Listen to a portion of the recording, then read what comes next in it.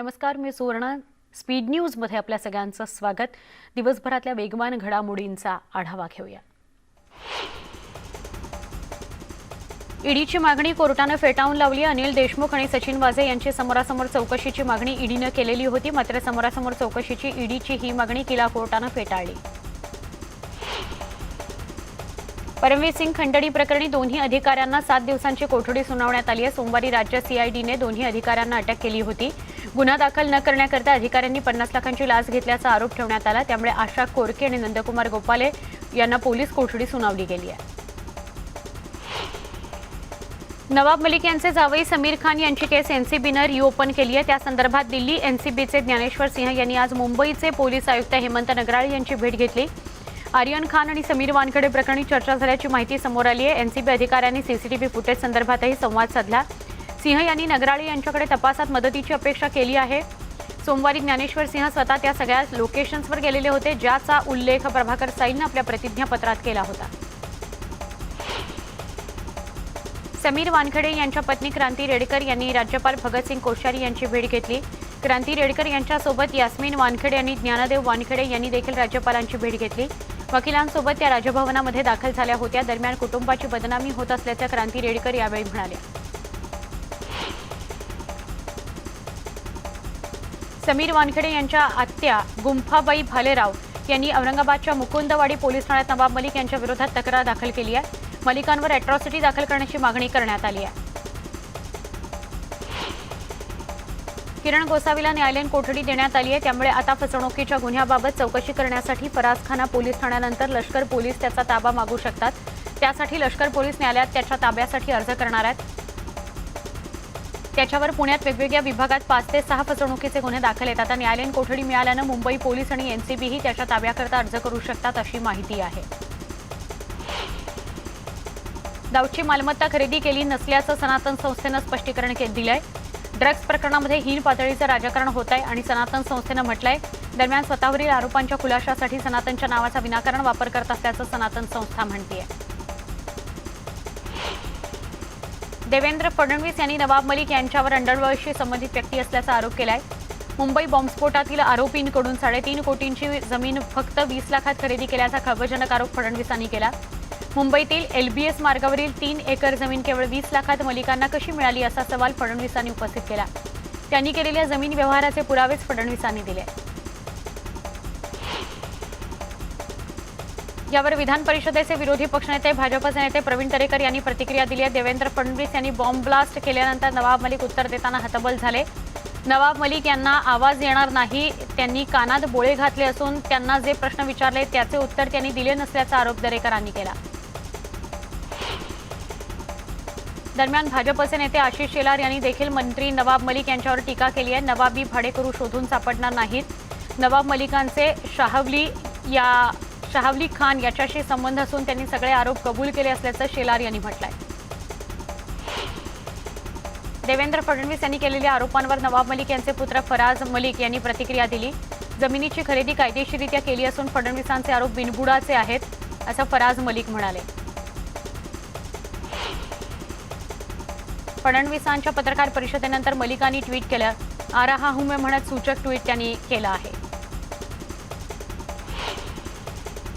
केंद्रीय मंत्री नारायण राणे यांनी केलेल्या आरोपांना मंत्री उदय सामंत यांनी प्रत्युत्तर दिलं. एखाद्या राजकीय नेत्याला एखाद्या पदाधिकाऱ्याला दबावात्मकरित्या अडचणीत आणणं आणि त्याच्याकडून काहीतरी वधवून घेणं हे सगळं जनता आता ओळखायला लागली आहे. महाराष्ट्रातील जनता हे सगळं ओळखते.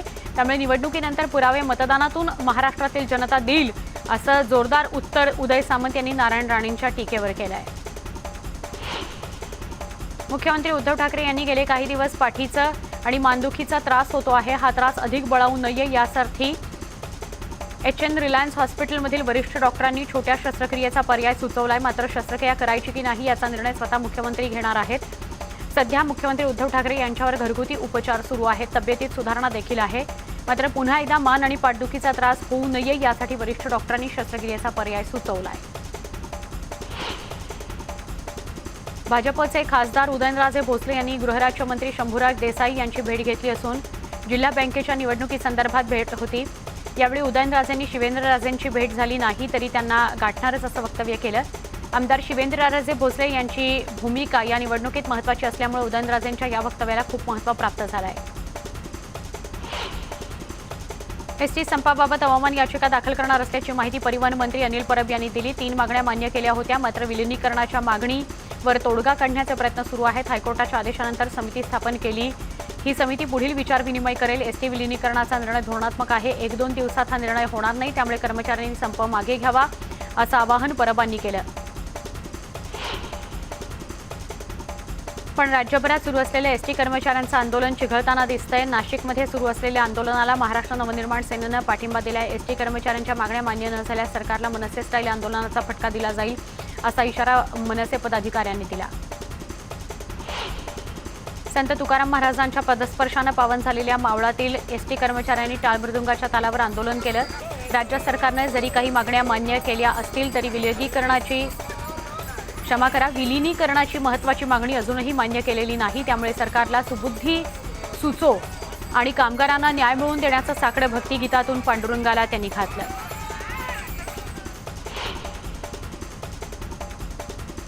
राष्ट्रवादी काँग्रेसचे नेते आणि राज्याचे मंत्री असलेल्या नवाब मलिक आणि विरोधी पक्षनेते देवेंद्र फडणवीस यांच्यात सुरू असलेल्या आरोप प्रत्यारोपांचे पडसाद आता परभणी जिल्ह्यात बघायला मिळाले. भाजपच्या वतीनं परभणीचे पालकमंत्री असलेल्या नवाब मलिक यांचा पुतळा दहन करण्यात आला. समीर वानखेडे यांच्या प्रकरणावरून सुरू असलेले आरोप प्रत्यारोप आणि एकमेकांवर होत असलेल्या टीकेमुळे भाजप कार्यकर्ते आक्रमक झाले. त्यांनी नवाब मलिक यांच्या विरोधात घोषणाबाजी करत शहरातील छत्रपती शिवाजी महाराज पुतळा परिसरात मलिकांच्या पुतळ्याचं दहन केलं. 94व्या साहित्य संमेलनाच्या संमेलन गीतांमध्ये स्वातंत्र्यवीर सावरकरांचा उल्लेख नसल्यानं मनसे आक्रमक झाली. नाशिकमध्ये मनसे कार्यालयात सावरकरांच्या प्रतिमेला पुष्पहार घालून पदाधिकाऱ्यांनी घोषणाबाजी केली. स्वातंत्र्यवीर सावरकर हे नाशिकचे भूमिपुत्र असून देखील त्यांच्या नावाचा उल्लेख न केल्यानं मनसे पदाधिकारी आक्रमक झालेले पाहायला मिळाले. तसंच प्रायश्चित्त म्हणून संमेलन नगरीला स्वातंत्र्यवीर सावरकरांचं नाव देण्याची मागणी मनसेनं केली. अहमदनगर जिल्हा रुग्णालयातील जळीतकांड प्रकरणी 4 जणांना अटक करण्यात आली आहे. 1 वैद्यकीय अधिकारी, 3 परिचारिका यांना अटक झाली आहे. वैद्यकीय अधिकारी विशाखा शिंदे, परिचारिका सपना पठारे, आसमा शेख, चन्ना आनंद यांना अटक करण्यात आली आहे. यातील शिंदे आणि पठारे यांना निलंबित करण्यात आले, तर शेख आणि आनंद यांची सेवा समाप्ती करण्याचा राज्य सरकारच्या आरोग्य विभागाचा आदेश आहे. न्यूज 18 लोकमतनं नाशिकमधल्या सरकारी आणि खासगी रुग्णालयांच्या फायर सेफ्टीचा रियालिटी चेक केला.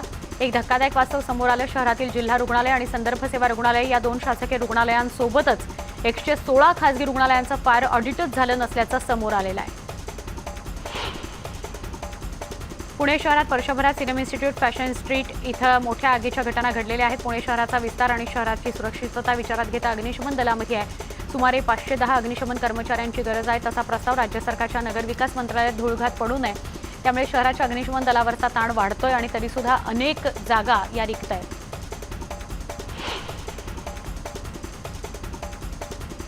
शनिवारी पाकिस्तानी गस्ती नौकेच्या गोळीबारात मृत्युमुखी पडलेल्या मच्छीमार श्रीधर चामरे यांच्या कुटुंबियांना राज्य सरकारनं 5 लाखाची मदत जाहीर केली आहे. मत्स्य व्यवसाय मंत्री असलम शेख यांनी या संदर्भातली माहिती दिली. न्यूजमध्ये पुन्हा स्वागत. वळूया पुढच्या बातम्यांकडे. भारत बायोटेकच्या कोरोना लस कोवॅक्सिनला WHOनं आपत्कालीन वापराच्या यादीत समावेश करत जगातील 96 देशांनी याला मान्यता दिलेली आहे. WHOनं आतापर्यंत इमर्जन्सी यूज लिस्टमध्ये 8 लसींचा समावेश केला. यापैकी 2 भारतीय लसी कोवॅक्सिन आणि कोविशिल्डचा समावेश आहे. दोन्ही भारतीय लसींना 96 देशांनी मान्यता दिली आहे. याचा आम्हाला आनंद होतो, असं केंद्रीय आरोग्यमंत्री मनसुख मांडवीय म्हणाले. महाराष्ट्राच्या लसीकरणाच्या कार्यक्रमाने चांगलीच गती घेतली असून आतापर्यंत 10 कोटी लसींचा टप्पा पार झालाय. देशातील लसीकरणाची स्थिती लक्षात घेता हा एक प्रकारचा विक्रम आहे. उत्तर प्रदेशनंतर 10 कोटीचं लक्ष्य गाठणारं महाराष्ट्र हे दुसरं राज्य ठरलंय, तर सर्वाधिक लसीकरण मुंबईत झालंय. आतापर्यंत राज्यात एकूण 6,80,53,077 नागरिकांना कोरोना लसीचा पहिला डोस देण्यात आलाय, तर 3,20,74,504 नागरिकांना कोरोना लसीचे दोन्ही डोस देण्यात आले. मुंबईत सर्वाधिक 1,49,92,825 डोस, तर पुण्यामध्ये 1,22,33,340 डोस दिले गेले. केंद्रातील भाजपच्या नेतृत्वाखाली राष्ट्रीय लोकशाही आघाडी सरकार विरोधात काँग्रेसच्या आंदोलनाच्या भूमिकेमध्ये दिसतंय. काँग्रेसच्या वाढत्या महागाईच्या मुद्द्यावरून देशभरात आंदोलनं केली जाणार आहेत. वाढती महागाई, पेट्रोल डिझेलच्या दरात झालेली वाढ आणि खाद्यपदार्थांच्या वाढत्या किमतींविरोधात काँग्रेसनं जनजागृती मोहीम सुरू केली आहे. 12 ते 29 नोव्हेंबर या कालावधीत ही मोहीम राबवण्यात येणार असल्याचं सुरजेवाला यांनी सांगितलं. जोधपूर हिट अँड रन प्रकरणाची धक्कादायक घटना घडली आहे. एका भरधाव गाडीनं झोपडपट्टी परिसरात जोरदार धडक दिली. ही संपूर्ण घटना सीसीटीव्हीत कैद झाली आहे. या अपघातात गाडीनं 5 कार आणि एका सायकलसह एका घराला धडक दिली असून यात एकाचा मृत्यू झालाय. 12 जण गंभीर जखमी झाले. जखमींवर रुग्णालयात उपचार सुरू आहेत. बासनी पोलीस स्टेशनच्या हद्दीत ही घटना घडली असून चालकाला अटक करण्यात आली आहे. या सगळ्या वेगवान घडामोडींसह बुलेटिनमध्ये इथेच थांबतो. पहा फक्त न्यूज 18 लोकमत.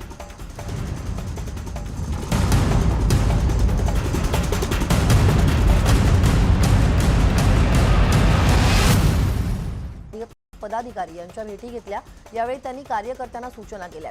येत्या निवडणुकीमध्ये आघाडी होईल ना होईल, पण आपला पक्ष बांधणीसाठी जोमाने कामाला लागा अशा सूचना त्यांनी यावेळी केल्या.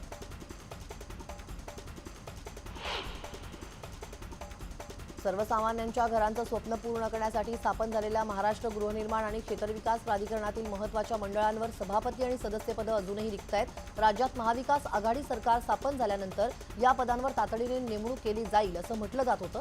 मात्र अद्यापही या नेमणुका झालेल्या नाहीत.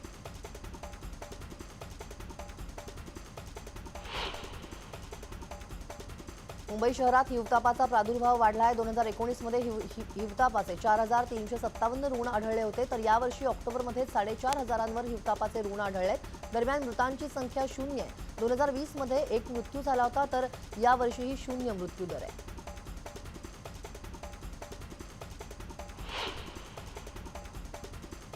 जळगाव जिल्ह्यात कोरोना लसीकरण 100% करण्यासाठी जिल्हा प्रशासनानं आता कठोर पावलं उचलण्यास सुरुवात केली आहे. अद्याप अनेक सरकारी कर्मचाऱ्यांनी लस घेतलेली नाही, त्यामुळे आता निदान 1 लस घेतल्याचं पत्र दिल्याशिवाय नोव्हेंबर महिन्याचं वेतन न देण्याचे निर्देश जळगाव जिल्हाधिकारी अभिजित राऊत यांनी कोषागार विभागाला दिले.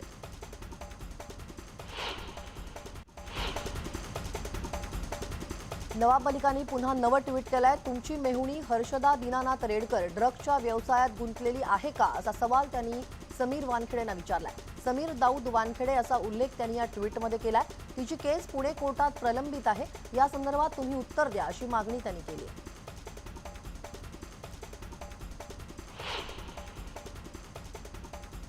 ड्रग्स केस आणि आर्यन खान प्रकरणाचा मास्टरमाइंड सुनील पाटील असल्याचा आरोप मोहित कंबोज यांनी केला होता. याबाबत सुनील पाटीलनं खुलासा करताना काही कळवळजनक गौप्यस्फोटही केले. सुनील पाटीलनं एनआयला दिलेल्या मुलाखतीत सांगितलं की माझ्याकडे टीप आल्याचं म्हटलं गेलंय, पण माझ्याकडे टीप आलीच नाही. टीप मनीष भानुशाली आणि नीरज यादव यांच्याकडे आला होता. मला यांनी एनसीबीशी संपर्क करण्यास सांगितलं होतं, मी केलं नाही. माझ्याकडे त्यांच्यातल्या कोणाचाही संपर्क नव्हता, असा खुलासा सुनील पाटीलनं केलाय.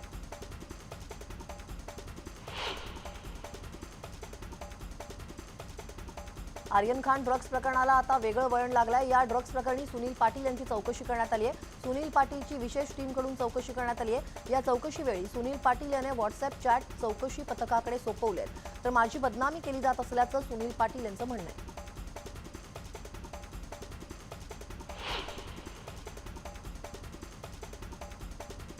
एनसीबीचे वरिष्ठ अधिकारी संजय कुमार सिंह यांच्या नेतृत्वात एसआयटीचं पथक क्रूज ड्रग्स प्रकरणाची चौकशी करणार आहे. त्यानुसार एसआयटीनं आर्यनला काल चौकशीसाठी बोलावलं होतं, परंतु आर्यननं ताप आल्याचं सांगत चौकशीसाठी उपस्थित राहणं टाळलं. आर्यनसोबत असलेले अरबाज मर्चंट आणि अचित कुमार यांची मात्र काल कित्येक तास चौकशी करण्यात आली. न्यूज 18 लोकमतला सूत्रांनी दिलेल्या माहितीनुसार आर्यन 1-2 दिवसात एसआयटी समोर हजर होण्याची शक्यता आहे. क्रूज ड्रग्स प्रकरणी एसआयटीचे प्रमुख एसीपी मिलिंद खेतले पाटील सर्वांचे जबाब नोंदवणार आहेत.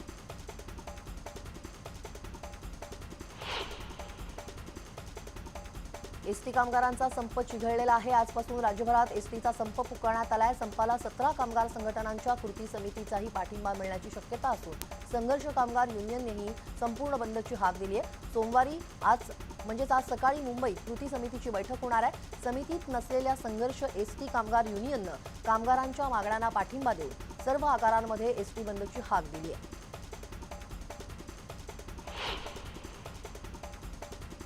एसटी संपाचं लोण आता पुणे जिल्ह्यातही पोहोचलंय. आजपासून स्वारगेट डेपोसह शिवाजीनगर डेपोतील कामगार संपावर गेलेत. ग्रामीण भागातील तालुका स्तरावरचे एसटी डेपोही कामगारांनी बंद ठेवलेत. विलिनीकरणाचं लेखी आश्वासन मिळाल्याशिवाय संप माघार घेणार नसल्याचा निर्धार कामगार बोलून दाखवत आहेत.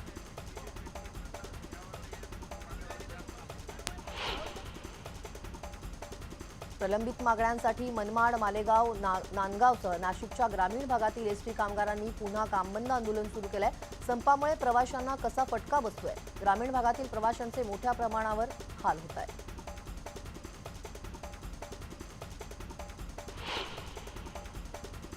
चंद्रपूर जिल्ह्यात एसटीचे संप सुरू आहे. चंद्रपुरात संपाचा 11वा दिवस आहे. जिल्ह्यात 4 डेपोमध्ये जवळपास 2,500 कर्मचारी कार्यरत असून संपूर्ण बस सेवा ठप्प आहे. या संपाचा मोठा फटका सामान्य नागरिकांना बसतोय.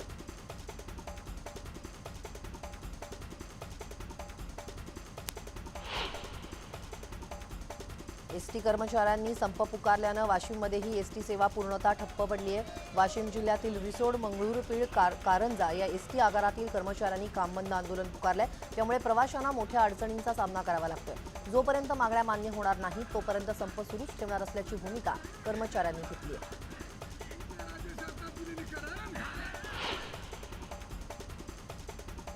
सांगलीत एसटी कर्मचाऱ्यांकडून स्वयंस्फूर्तीनं संपाचं हत्यार उपसलं गेलंय. त्यामुळे आज पहाटेपासून सांगली आगारात तणावाचं वातावरण निर्माण झालंय. तर पोलीस बंदोबस्तात सांगली आगारातून एसटी बसेस सोडल्या जात आहेत. पण या आंदोलनात सर्वच कामगारांनी आंदोलनाला पाठिंबा देत बस स्थानकावर एकही बस सोडणार नसल्याचं बस स्थानकातून बाहेर जाणार नसल्याचं सांगितलंय. त्यामुळे प्रवाशांचे हाल होत आहेत. प्रवाशांनी खासगी वाहनाचा पर्याय निवडलाय. सांगली आगार डेपोत पोलिसांनी मोठा पोलीस बंदोबस्तही तैनात केलाय.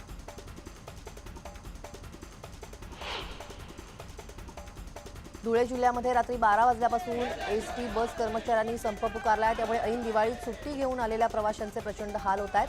अनेक प्रवासी तर अर्ध्याच प्रवासामध्ये अनेक प्रवासी अडकलेले आहेत. नेमकं घरी परतावं की पुढचा प्रवास सुरू ठेवावा या विचारात अनेक प्रवासी आहेत. या धुळे परिवहन विभागातील 9 आगारांमध्ये कर्मचारी संपावर गेलेत. राज्यातील इतर जिल्ह्यात संप सुरू असताना धुळे जिल्ह्यातील कर्मचाऱ्यांनी इतरांसोबत संपात सक्रिय सहभाग नोंदवलेला नव्हता. मात्र काल मध्यरात्रीपासून सर्व कर्मचारी विविध मागण्यांसाठी संपावर उतरले.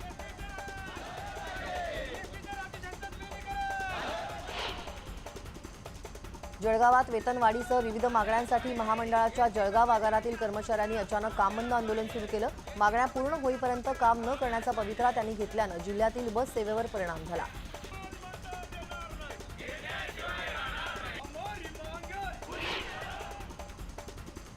काँग्रेस कार्यकर्त्यांना निवडणुकीसाठी कामाला लागण्याच्या सूचना दौऱ्यावर राज्याचे क्रीडा व युवक कल्याण मंत्री सुनील केदारांनी दिल्यात. बुलढाणा जिल्ह्याच्या दौऱ्यावर असताना केदार यांनी काँग्रेस कार्यकर्ते आणि पदाधिकारी यांच्या भेटी घेतल्या. यावेळी त्यांनी कार्यकर्त्यांना सूचना केल्यात. येत्या निवडणुकीमध्ये आघाडी होईल ना होईल, पण आपला पक्ष बांधणीसाठी जोमाने कामाला लागा अशा सूचना त्यांनी यावेळी केल्यात.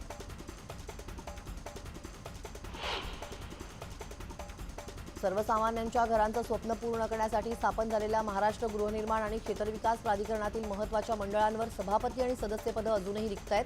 राज्यात महाविकास आघाडी सरकार स्थापन झाल्यानंतर या पदांवर तातडीने नेमणूक केली जाईल असं म्हटलं जात होतं. मात्र अद्यापही या नेमणुका झालेल्या नाहीत.